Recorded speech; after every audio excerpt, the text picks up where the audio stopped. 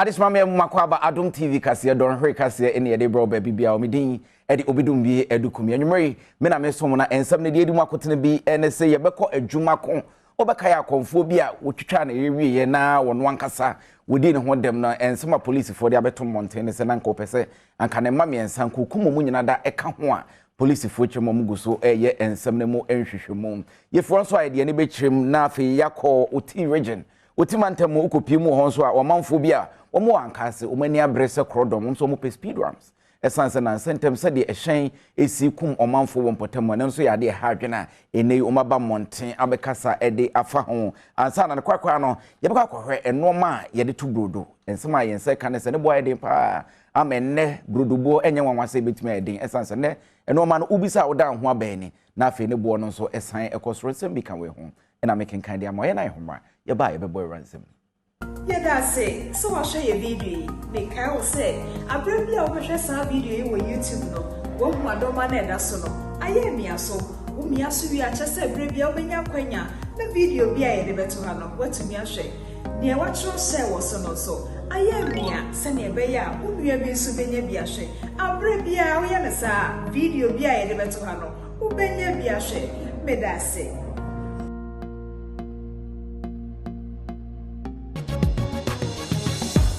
Ya makwa baby afa ye munwa ensem na nkase mu ahyaman eho ene edi ye ni che na brante kwa bia wonya mfinhia aduasa enan ensem a yensa e ka ne se watoa nanano monse do emra na o police fu aka che na Adom TV kase bubremu ekwa de asem na nkasa bai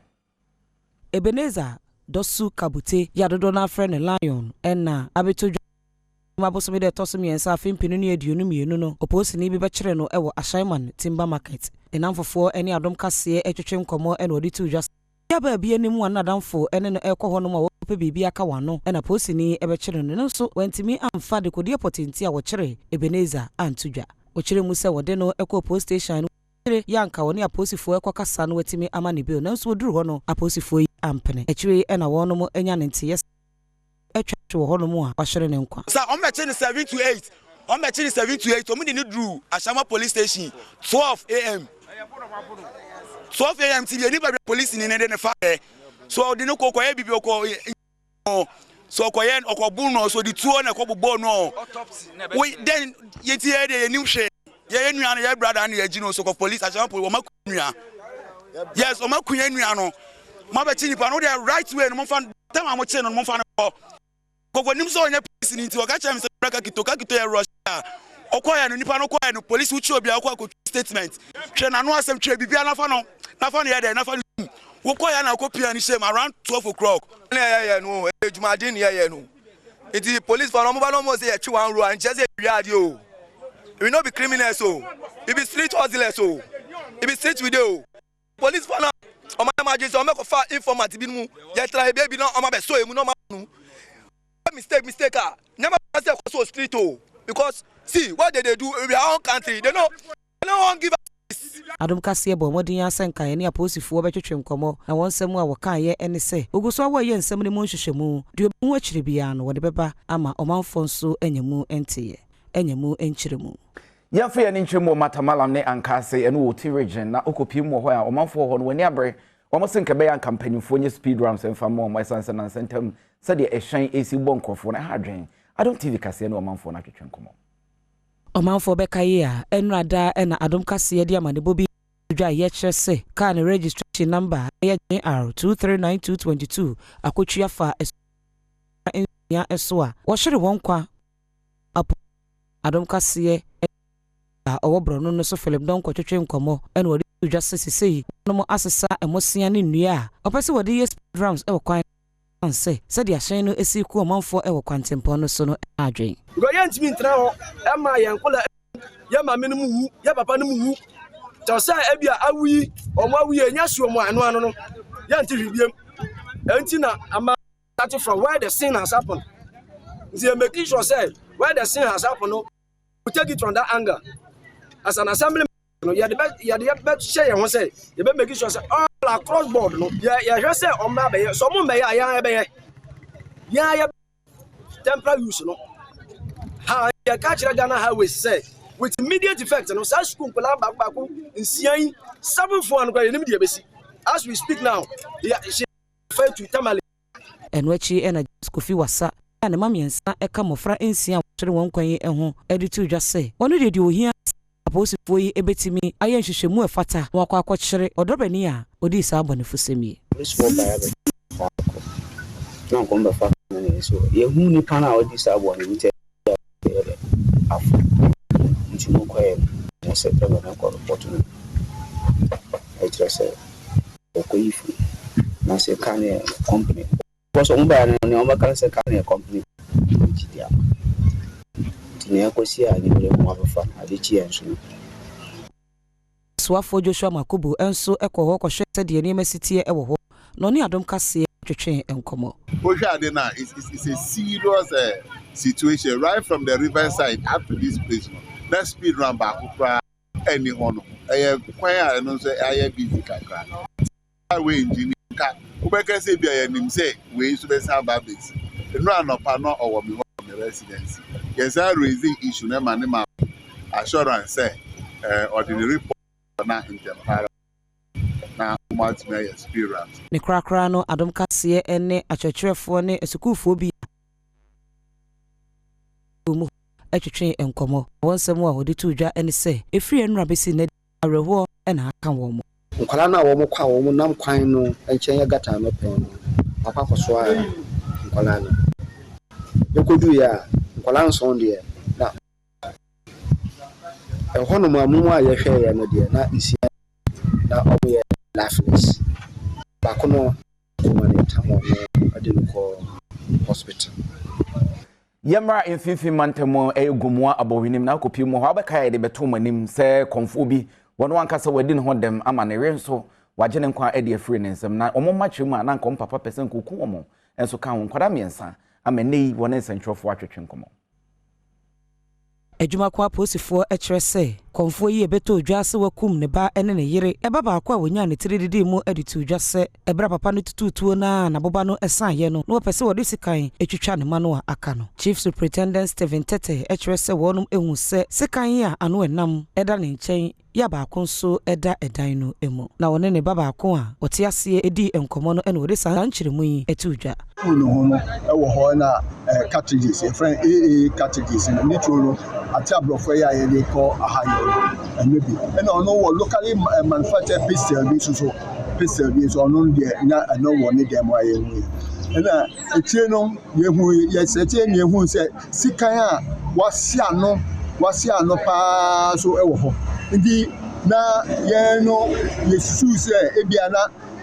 na boba na eya asa no na oye na dwen se nkamkwala na de obeku omu using cutlass nke ba chichi awa from this so far enwachi enetwafo hino wo enyan denchira traditional council ya wono anso ena enyan abowin eya ne dia na mensa bunsu editu dwase asemi abonipusa esanse one na danfo kora akwakopata awarefo yi entokwa odetu wanim se anka ena no pay en wo mra hemfiem ema wonum ensiesi asem no ya wote se awrewusemi esi say dem just me ko ho ewia no mo kontokwa emene gbenkwe no ena bema na abroko chance obandi dimu no ene eye ore ko port o ye dwane wo na bema se na dia it's no wagini na obanso be the same thing e de chemi wa ha ti wase ko nya botre me de nka back a chese ko benya kwa nkomra aha ko ma bebi ada but awade asem de wo ka oba no mfaniti enje so se nukunu tumnya hwe oba na se be ma no di charge bi ato so se be ma no wo fa bi wi o so oba na kunu oba nso nyo no eni chese I don't know nse wole pasa I don't know just be ma na oba ni tim no de course no dwuno kura wonti ase ye fro yenko aban adwuma ekọ friends closer go mon kabo muku no eso na nei wo mo de o matuate abana wie yo beka ya be se bosome ni no moteatua ni nyina da ene ska bia no wo hwe ni musanka aban bi tuade amomo eye nwanam sika nyade a aban etuade momo nei abro ipoma kwem ama samre washa se adwuma na watwe nan nie enna Civil and Local Government Staff Association of Ghana ya etwa ne tiase closak ede wa adwuma egu hono mu a na wono mu ekyerese de wo hwehwe free aban ho no agese wa ya ma wonum ansana wa hwe adwuma ase nenso nei abetodwa se eche wonum eteye no watwam oni nsɛmtwerɛfoɔ di nhyiamu ɛna twɛtwerɛfoɔ panyini ya woda Closac eko ano Isaac Bampo Ado editu dwa se asoya ehye sikasɛm so edi ato controller na counter general enim se wɔn kakra wa wɔne aban ekodi ho nkita ho no ontua emfama wɔ ne senti ɛna strike a wɔhyehyɛ ye no sese watwam editu dwa se kotonim abosome de to so dunsia afempinu ne adurum yenum a ye adwada no obi bia wodom Closac eko ne bia enko adwuma. National Labour Commission directive a womduma Ministry of Finance say on my payment instructions for my control and accountant general. In Ministry of Finance, one of the payment instructions in command control and accountant general. Now in there, the National Executive Council of Closac, you share instructions no more, and one decided say because of that, strike has been called off until Obia Monday onko ejuma. Enwechi osaka de to aso se enyade a wone aban awie. Ne senti de obetutu nsem agu wonu medon Closac ekuo ni nyina asom no ema wontie. And like I'm saying, it's a game. This is half time. This is only a small part of our conditions of service. And spectators won't make your noise. But your game planning there, your general painting. Yemfro na fe yemfe ni nkyeremu ewo brekum enen importem okopie mu ho abrante bia wanya mfinhye du nunum court ahye wonko no wonko da na gya nan ho ni nyina da enese mre bia atwamu yede so bobo nsa baba wa bia wanya mfinhye num wache ne nkwa e de free nisam. Kotoni mabosome de toso edu ena adom kase e de betu dwa se abayoa wadi mfie enum akua windi ya nefo enum oyera aye no da busua ekohu no nwura mu a na wofo ekire se abrantie bi kwame awazanga ene befa no ede ne ko nwura mu a wanfa no ama eba ne saa no krumpanifo kora gina so egunsa yapaye ewohuru efin bia sa arewusemi ede abeka ekuro no aposifo atimi akwakire abrantie kwame awazanga ya wode no akwakogina court wa hyese wonkoda aposifo asoye prosecutor DPW Inspector Grace Elom Nyamadi ekyerɛkyerɛ die si yemu nyina eto court no animu a wɔkyerɛ sɛ abrantie yi ebefa abofra yi ekɔ enwura mu no enipa binum ehunu ya wɔnom kɔbɔ ne maame adwoa yeboa amane wɔpemsu bi asenka adana wode ne kɔye no behu abofra yi kyerɛ kwan nanso wɔnhunu enefo enum achi ansana kromafo ekohu sɛ abaya no emu edenwura bi emu. Prosecutor Grace Elom Nyamadi eka de to aso sɛ wɔnom susu sɛ kwame awazanga na adwemu eka ne kakra ne senti wasere court sɛ court emfa no kɔto aposifo aso yɛsɛ bɛyɛ obetimi ayen hwehwemu efata. His Anna Simon Gaga Esquire enetena adwamu a wode tu dwa se kotoni mabosome de toso aduonu ensia wonsan emfa abrantie kwame awazanga emegina court nenso osan so ehye se wonfa no enko psychiatric unit wo Sunyane Regional Hospital na wonhwehwe na adwene mu ansana wonum agina so abu asem no. Adom TV kase ne eguso aye kenkan edema no yenko ye ne yekokwabenya ene ne mpotamu na West kwabenya no manfo ho no omso no gujam ni nyina da ene se empanyufo ahyase sisi must po tintin ya na telecom fo yi omode omno masensen so ne bi na bebia isi no omse ha adwene wahwe betimi de hawaba aha eye West kwabenya ya ebe taifa ene dome telecom mast ya esi honumi Environmental Protection Agency ne fa ewo Accra West Regional Office ebo wonum a edi besi honum kokosema won fancy wonenso wampamua omanfo kyerɛ sɛ seidie wonso egugem esanse ba bia sa telecom mast esi enyade ya eye ya yam hyehye pa me na me sɔre tena ho say in case of bibi kra na me fa hwan amanager wan me ne abrewan so nete ade no so gina ya dan no so pepepepepe ebu ya straight to ye ho yempe ye nyina ye wo area ha ya organize say yempa de we wo bro so na top no krampo hinhim omo ye mi gina ho na me hwe ne han yes esi ho a emframani hu a ase hinhim ehu this project na ye dia be tu ha no se wan kasa wo hwe a yari doma edi be breye no enya asem kitwa enti from the initial stages no ye demonstrate say omunjai project no but timi ka che plane say ade no omunjai ne enjai ochena na bebi a ede we na kɔ no obi a mewura no ebesi ne omunya de omujai de ne no ochena. There was no single consultation. They nimni say every pay umbe bibi saa omu frɛ area for no ana brono for no any omu atenasi but obi anka Adom kase bo modern ene empenifo a wonum ewo Accra West Regional Office ewo Environmental Protection Agency adwumayeko ni mu atwetwe enkomo na wodi to dwa say officer yan ho approval ya ma approval bia we would approval why erect illegal mast it is here for now we are looking at the legal aspect first which is what we want to establish hereby so we ensure obi our contractor on this side official via on this side information via apart from the residents. Adom TV kase ye dan ho abaye kwaja aboafo nkrato ye ba ye de aka na beto so me da sepa so wa hwe video say yo fe ye bi hia wo ho ane say wo be subscribe share like na comment na videos be brain na be grow se be ya afofo so a e show no wo be unu sepa Adom TV Adom FM ye wo de mamo me da se Mama mwakwa baby Adom TV kaseri guso ayekenkan edema no na ye de ni ehwemu won fifi mantem ogwe ene ne mpotem ho popro ho no de atodwa se wiase ni mu ane ni mu di mpa yesi ahonya ene nti obese KFC for se mo bo mo mpotem no monhwe hu no se edin a wo magye nuane pa wo mo ye announce nti Ghana for bo mo de nanu abi ene mo de ba ho Omahina owo Ogwa traditional area osabere makwesiata otosumienu edi atompanifo awomo eda KFC adwumayeko no ano enim se sesi a wode wasoye ni bi aba emfimfi mantemu Ogwa no wonye ne sede etie wiase afana babia ema wonte ne papa no ye no eso ofasa akonya no sonso edi eto enim se wonya aba Ogwa traditional area yidie wonfa wonsika emebiebie enwuma se be ya omanfonso ebenya bi aye wode sansem wetu dwobabra woni KFC adwumayeko ekakabo mu a wonum ebia so yefoforo kra ano ewo Cape Coast mensini emu KFC wezi kanaba ebinim wa hade dawze yesre ejuma hwana bibia ba wonsema wo hwehwe baby wa establish one do one break asase no hwehwe wo ba ye bo hwehwe hwana wo wa asase na ya mowenya asase asem biara anyi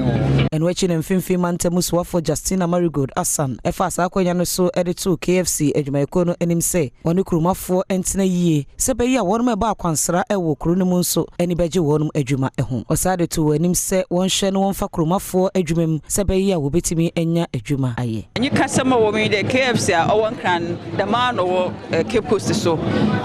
wafa emrantemba na mbesiamba bebre a wobe adwuma wo oye KFC a webu edi fufuru wo Cape Coast a moden ya na komando yin de yembebu no benye adwuma no hotso waye nti ye kwan kra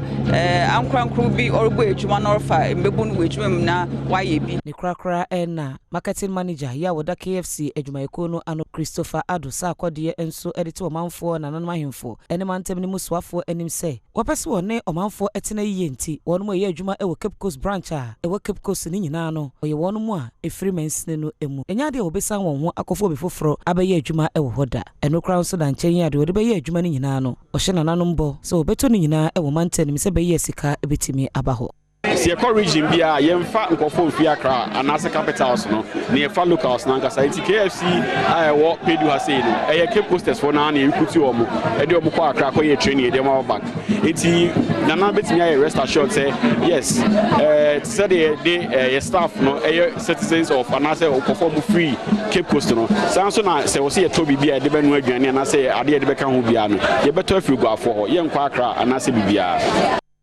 Yefra yamfi ya ninche Ghana mampanyin na nado danko akufuado na kachi na mampanyin se emre dane anu wadane bi eni nti wo se na nanom se nkebe ya anko mo hwe kwan mo befa so ahensem de ubidi ade kani nyina na etintim de gunkrata so se de be ye nyese bedru ho no afi na ne ko bo mo ntepo ne ko fantokwa e de aba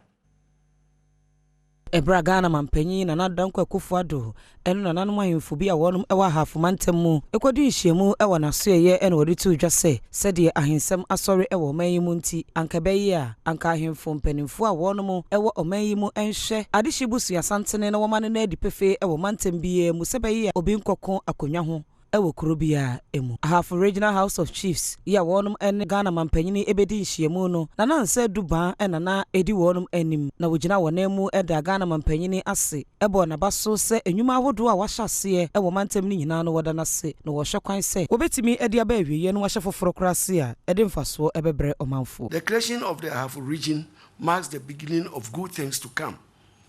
And I also want to express our appreciation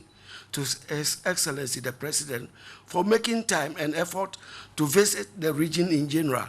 and the traditional areas in particular whenever he embarks on the nationwide official working visits. The visits offer beautiful opportunities for us to interact with His Excellency. Congratulations to you, Your Excellency, for a resounding victory during the 2020 general elections. To us as traditional authorities in the region, it is an indication of the level of confidence Ghanaians have in the programs, policies, interventions, and projects initiated by the government under your able leadership. Jumadie kese bi akoso a PURC for in the day na what once afre GMPC for mo be page jumadie na so mo how be to Jason campaign for hwe no mo nyem mo se de be ya e betimi aboa mo jumadie omudi no enso atimi afa na ntima pefra. Some key assumptions from GMPC. The first one is that Jubilee Foundation volume, which we have enjoyed over the years as free gas, is coming to an end. Towards the end of this year, we expect that to come to an end, and we will then begin to be paying the full price for Jubilee. The good thing is that it will still be cheaper, but it will not be the cheapest. Particularly, it will be more expensive than 10. And the one thing to note about it also is that we have not yet concluded the negotiations on the price for that. This is still ongoing, and we have used some proxy for now for the purpose of this exercise, and we will come back to PURC once we conclude the negotiations. But the reason for this is, especially as we're moving away from free gas, the gas has a cost. GMPC incurs costs just like the partners to produce the gas, and so it has to be paid for. And we imagine government would also be looking to receive the royalty portion of that. So any opportunity we have for free gas is not going to be available anymore. And so we should be ready to pay, not only to pay for gas, but to pay for gas at the right price. And our appeal to PURC is to take the full costs and recognize those costs. Of course, where there are excesses, those excesses should be taken out, but the actual cost should be made to stay. Yanko Brim North mention no emu bia friends say kwanse okopimu e wo ho manfo woni abre wo ha wonyina da NSA on say chip compound bia won panyfo to na jeje mo sere sanka be yan campaign fo mehwe no nyemo mo Nana Kwaku Boaten a oginemu ekasama ohene Nana Eduaku Jesi e won patemo ede tudwa se enam se wo mo e wo hawo ede fa wo mo chip compound ho ene polyclinica eno nsusu wo mo enwie no e yade a e ha adwene bebre aban mo mpanifo ne aban se eye brimno fo mpanifo na mo kan bi ewo mu no omo ntwe mo ni mehwe yen nsu otuto ise wo ko ho a minu a o kura bedwire ajana bi akra edi enye de anso a ayalefo beba no obi beba ne bi ase ne yem na ha na chese na ehu asem edi eho nso efufu na owo akwese nsum nti owo ha on pa scorpion ne ayi enti mesra aban se dia waba be hyase no omomode ano mewie makuase man. Acting Health Director War Brim North Mary Echan ensuso editu dwase se de eho enye ninti no na eho susa timpanyimfo nso assembly for AC dan amaye akakakra na omawie na momu be se mfie kakra ni omaja ne kakra bas men so da bia me kwa assembly a men so me bo mo amane se bebia aduru no omomoaye nti omo nso se omuguso se ye besra aban se na daroma obeboa mpanyimfo na bebia dan na aduru bia no ye health center no a ewo ekuase ene pankese no obeboa yen amayetimi wie ne ntem Omanfo a womo etete mpatam ho bi ene Adom TV so etwetwe nkomo. That's am say ya clinic ne de ya de a emunya e pa yi. Isan say hwe mpatam hanom a ye ne clinic kasie bia se bita frache obi hu dodo no kra obetimi aye den akoho. Ye hwe ekuase enkra etwa ehun ahia edoso. Bibri nkrase nso ewo ye nchenchen. Nyame fansa ma so bi ehun dodo no kakra bi a ekuase ne ye de ne ba. Na ya de ehun hia e pa almost awie bet akadoso a afede omre beto to ano aye ne ye afede ye hu Yafi ani kyerem obono east na bono east na mpanyimfo se na ni nua maako pepe ba ko na twi poso mienu omo ba bedua ni nyina da NS wodoma nkoma ba de borbor ba de kwaibruto de amaye no wo se hwe ni timi bo ho ban tana mo mutu eno no Afrase ena Ghana ban de Green Ghana campaign eba ya na wo kyere se obibia enuadua ewo ne mantem mu ne ne wukopie mu ewo bono poye mantem mu a enua wodua ye no emu ohamu nchichemu aduosonson ena sesei etimi egina esanse Forestry Commission eboabo no ho asanso edudwumadie ni bi akohyehye so ayehumo bosumi nimti Adom kase ene bono epoye mantem mpanimfo a woda Forestry Commission no ano atwetwe nkomo ebusa asaso wono mo yekrado sese adwumadie wo be ya na Regional Forestry Manager Mrs. Lucy Amu Intim Edisansemi Enetuja. I ready. Nsuya start to say the area we was say nsuya ato onum na waye o wasase aye ready obetumi aba forestry no aba betibuba kinta techimaya ye wo the asempa regional office kwa obenya seedlings ni bi ukọ kinta regional forestry officer obenya bi atubu forestry ni ukranza forestry obenya bi no so kwa akudua en wechi wasaka de to aso say aba wode be manfo aduan ni nyina aye krado ya sesei wo ba beche ediama mensini bia enye bie Kasabo east for nyina target a mind my nye 300,000 seedlings na iwie medie ne ba wie no na 377,000 seedlings na amanfo beji ekokudua na yesi echire select areas bi say ye kohwe sene nuaba no a won beji ye no esikofai na ye survey a ye no na just won say about 70 to 80% na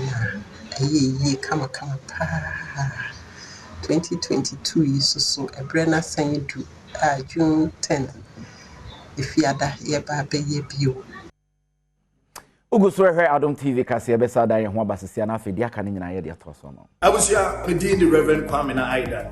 me gidi say ye dwumadi ni na wani gye ho ye videos ye talk shows ni dwumadi ni na de hia me pa ne se na be ya wo sabaka ye dwumadi no 24/7 wo bell no wo de ponche so sa bell no ponche so biu na sa ponche so biu o ponche so 24/7 dwumadi ni na Shasia Kikro na Wansaka and follow us and share the page for commenting na so to no nyamisha.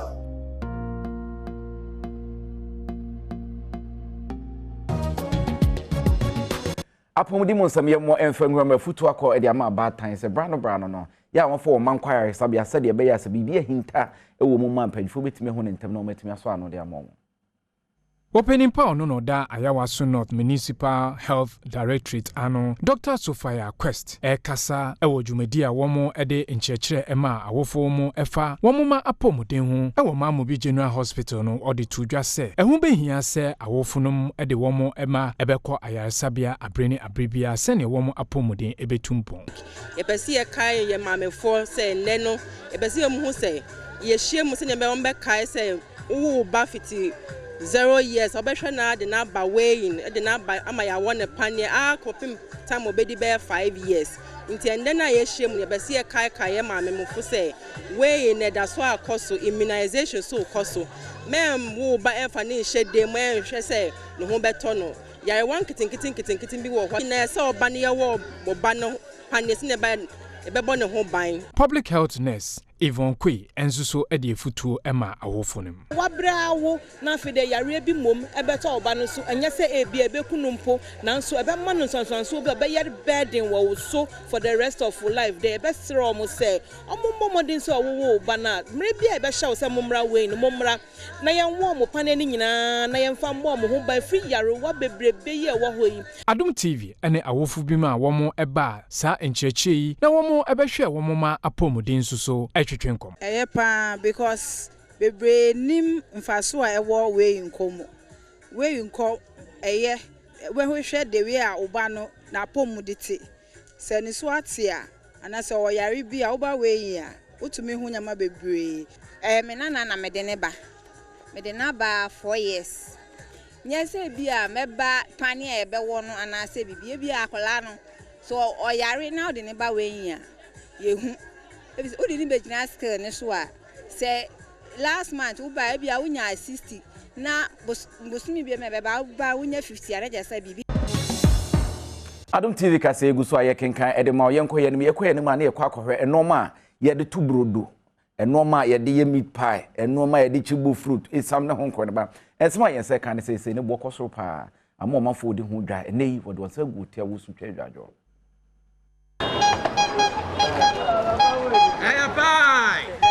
Yogurt any meat pie aduane bia ye tone awia ye pa Zion eton yogurt any pie e Tech Junction sema beye aduasa ntem no wotimi ton yogurt any pie bi beye wo ha nanso sisi ade eniema asesa fere o mo je 1 cedi 2 cedi so o mo yan so tituo bi nti obi won ma wo kasa na o se ne boy de nti won to 1 minute den so metimi me betimi afọ by 30 minutes ade ton nyina so nti ojine kase na omu nto bi o betimi aton by 3 days 4 days o ton san so o sai o market.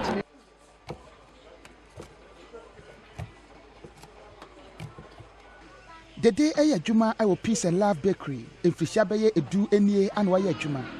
enamu esam esichire kosia eni matumbo a akosonti amana juma no eba for the day echirema meat pie ebo no akosuru ye pa ama emfaso abafom se bia bana se size ye bia nanka emodu kakra bana emwa ye ha nti hunya nti se the normal one first the na ba weton hunya ne sa say na first na 1 cedi say 1 cedi ejaibo ema 1 cedi 2 cedi nso no ya kwese first na 1 cedi kakra beka ho se nyama ne de ayayi pa ye manage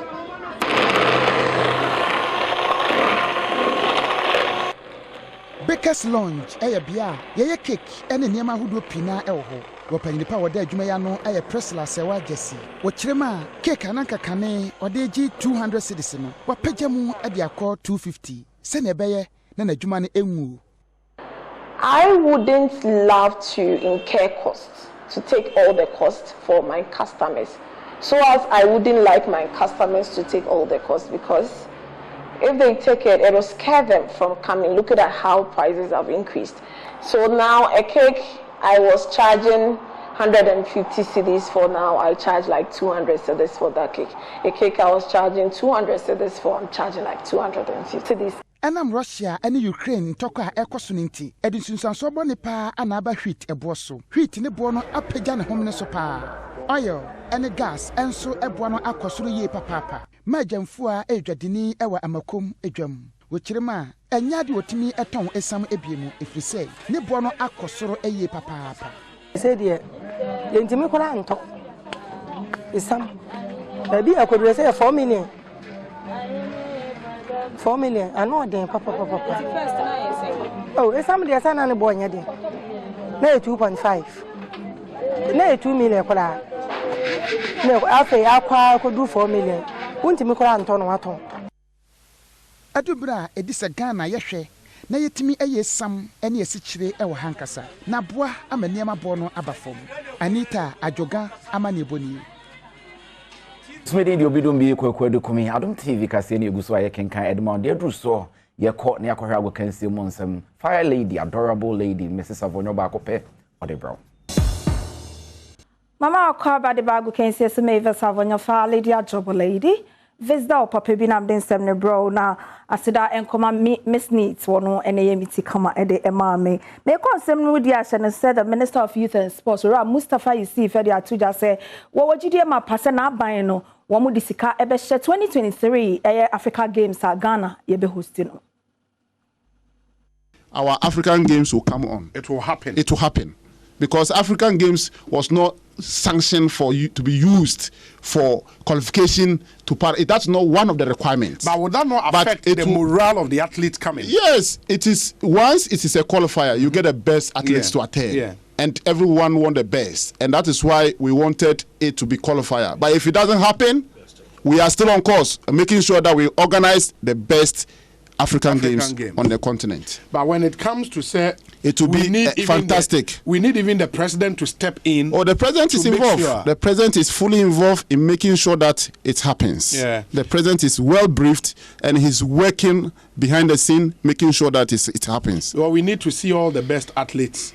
in Ghana. In Ghana, and we'll do whatever it takes to get all the best athletes. One from the General Secretary at the Mother Ghana Football Association, or Prosper Harrison Ado, Eddie Atuja said, Nipaduana, one more airborne Humade Frey, the association said, one more Madian, 10 person, Ashanti Gold names is a bet and Honsen Sema, a copy more one more game, no one more fan report him ran 10 no, Simunya, but Selfama woman, na committee now one day Jumana Shawamusan, one more GDMapa, one say, one bit me a Juma.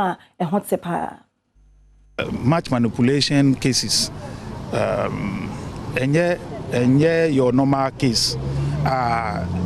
You expect to say within a short time na decision abano. What is important is say you give the committee, the investigative team, the clubs involved, the players involved, the opportunity so that they exhaust every available opportunity.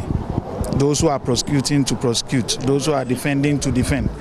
Then you are sure say the judicial adjudicating process no akoso pepe na decision bar na